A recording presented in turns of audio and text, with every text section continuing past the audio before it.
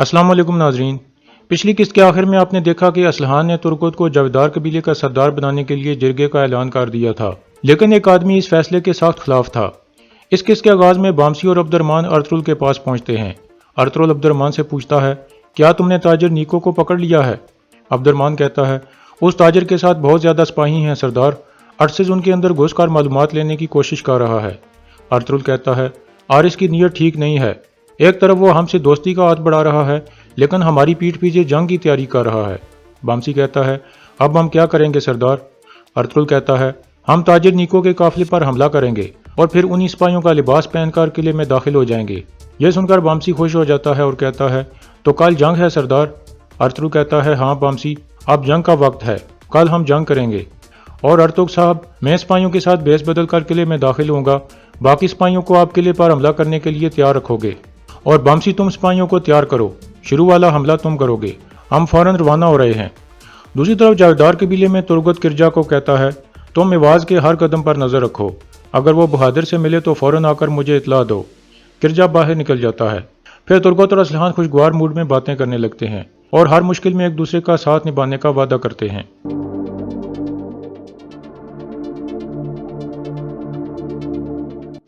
दूसरी तरफ बहादुर का खास सिपाही अंदर आकर उसे बताता है कि संजार साहब की तरफ से खबर आई है। वो अपने सिपाहियों के साथ खूनी पहाड़ी पर आपके हुक्म का इंतजार कर रहे हैं। बहादुर कहता है, बहुत अच्छे, वो सही वक्त पर आया है। कल रात में असलहान और तुर्गत के खेमे पर हमला करके उन दोनों के सार उतार दूंगा। फिर बहादुर अपने सिपाही काया तेकन को कहता है, कल मैं संजार से मिलने जाऊंगा, तुम सिपाहियों को कल के हमले के लिए तैयार करो। दूसरी तरफ बामसी ने किले के सिपाहियों वाला लिबास पहन लिया था, क्योंकि अर्तुल ने उसे पहले हमले के लिए तैयारी करने को कहा था।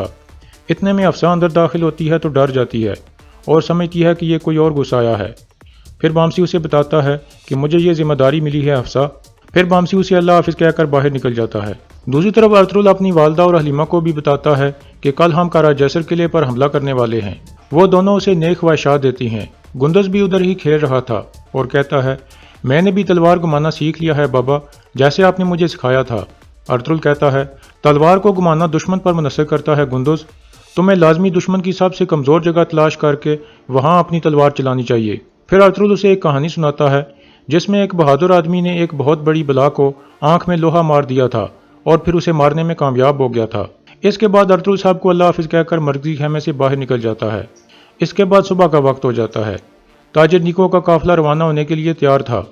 अर्सिज और नीको आपस में बातचीत करने लगते हैं।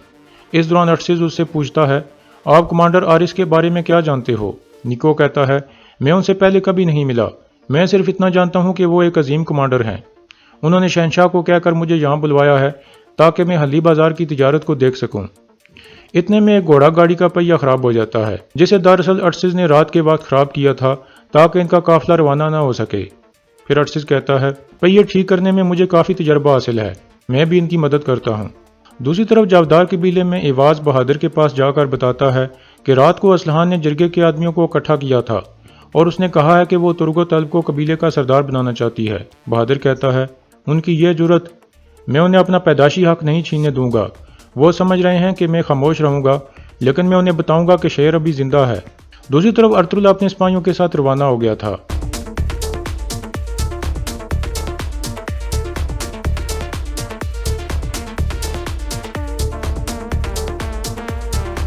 काय कबीले में गुंदोज एक जगह उदास बैठा हुआ था। इतने में तीतन उसके पास आ जाता है और उससे पूछता है, क्या हुआ है? गुंदोज कहता है, मेरे बाबा आज मुझे शिकार पर ले जाने वाले थे, लेकिन वो अभी तक वापस नहीं आए। तीतन कहता है, मैंने तुम्हारे बाबा को सिपाहियों के साथ जाते हुए देखा था, वो कहाँ गए हैं? मुझे बताओ ताकि मैं तुम्हें बता सकूं कि वो कब तक वापस आएंगे।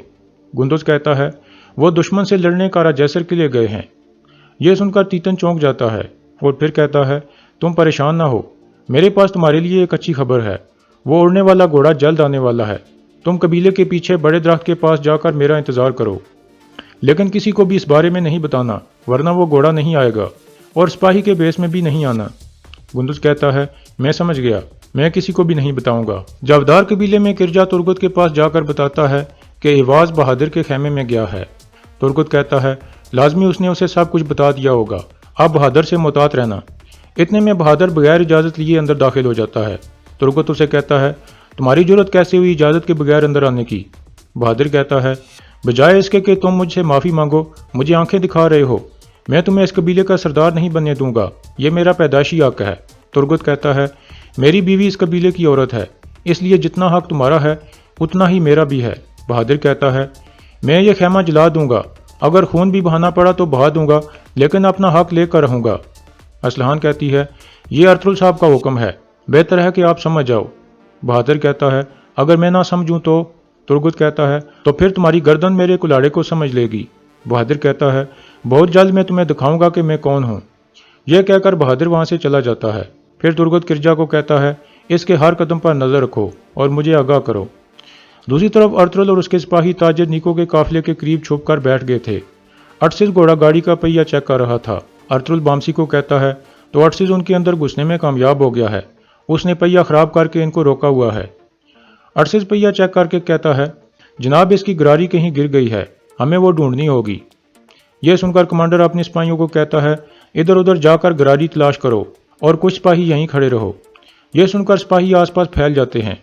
अर्तुल ये सब कुछ देख रहा था और बामसी को कहता है, अब तुम लोग वो बिजांतीन वाली वर्दियां पहन लो जो हम साथ लाए हैं, तुम उन पर अंदर से हमला करोगे और हम बाहर से। यह सुनकर बामसी अपने चंद साथियों को साथ लेकर एक तरफ चल पड़ता है।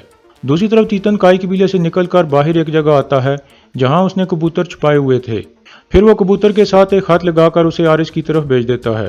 दूसरी तरफ बहादुर अपने सिपाहियों के साथ जंगल में पहुंच चुका था क्योंकि वह सांजार के पास जा रहा था। रास्ते में उसका सामना आरिस के कमांडर कोस्तास से हो जाता है। बहादुर पूछता है, क्या बात है कमांडर, क्या तुम रास्ता भूल गए हो? कोस्तास कहता है, हाँ हम भूल गए थे, लेकिन आपको देखकर लग रहा है कि हम सही रास्ते पर हैं। इसी दौरान किरजा भी उनके करीब पहुंच जाता है और छुपकर उन्हें देखने लगता है। कमांडर कोस्तास कहता है, हमें पता है कि अर्तुल ने आपकी बहुत बेइज्जती की है, अगर आप गवर्नर आरिस के साथ हाथ मिला लो तो फायदे में रहोगे। बहादुर पूछता है, तुम लोग क्या चाहते हो मुझसे? कोस्तास कहता है, गवर्नर आरिस ने आपको शाम के खाने पर दावत दी है, वो अर्तुल की नहीं बल्कि आपकी जीत चाहते हैं। बहादुर कहता है, मुझे अच्छा लगा, लेकिन वक्त आने पर मैं खुद गवर्नर आरिस को अपने बड़े खेमे में दावत दूंगा। अब तुम जाकर गवर्नर आरिस को यह खबर दे दो। यह कहकर बहादुर आगे बढ़ जाता है। दूसरी तरफ अर्तुल और सिपाही तैयार बैठे थे। इसी दौरान बामसी और उसके चंद साथियों ने भेष बदल लिए थे और उनके सिपाहियों को मारना शुरू कर दिया था।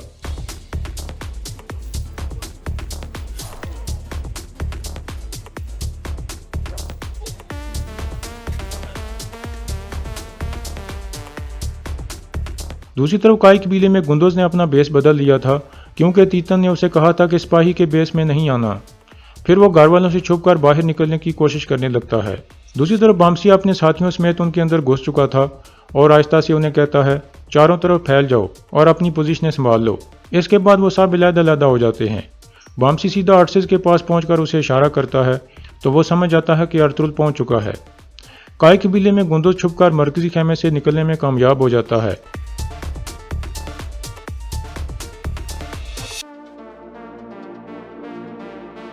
तीतन ने भी उस पर नजर रखी हुई थी। फिर वो भी कबीले के बाहर की तरफ चल पड़ता है। काराजैसर में आरिस और मारिया खाने की मेज पर बैठे हुए थे। आरिस कहता है, जल्द हम बहुत सी अजीम कामयाबियों से लुत्फ अंदोज होंगे मारिया। मैं ये कामयाबियां हमारे अपने बच्चे के साथ मनाना चाहता हूँ। मैं अकेला पला बड़ा हूँ, अब मैं एक खानदान चाहता हूँ और तुम मेरे बच्चे की माँ बनने के लायक हो।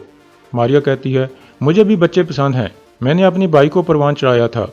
मैं आपकी शुक्रगुजार हूँ कि आप मुझे इस लायक समझते हो। इतने में एक सिपाही अंदर आकर आरिस को तीतन की तरफ से आने वाला खत देता है। उस पर लिखा था, अर्तुल सब कुछ जानता है, वो रात को किले पर हमला करने वाला है। आज मैं उसके बेटे गुंदोज को आपके पास ले आऊंगा। तीतन। यह पढ़कर आरिस सख्त गुस्से में आ जाता है और कहता है, मैंने तुम्हारे बेहतरीन दोस्त को बचाया, लेकिन अभी भी तुम नहीं रुक रहे। लेकिन तुम कुछ भी करने की जरूरत नहीं करोगे अगर तुम्हारा बेटा मेरे हाथों में हुआ अर्तुल। फिर आरिस मारिया को कहता है, तुमने अभी भी कहा है कि तुम्हें बच्चे पसंद हैं, आज मैं तुम्हें हमारी रियासत के लिए एक बच्चा दूंगा। हम तुर्क खून से अपने लिए एक अजीम सिपाही बनाएंगे और उसकी माँ तुम होगी। और यहाँ इस किस्त का इख्तिताम हो जाता है।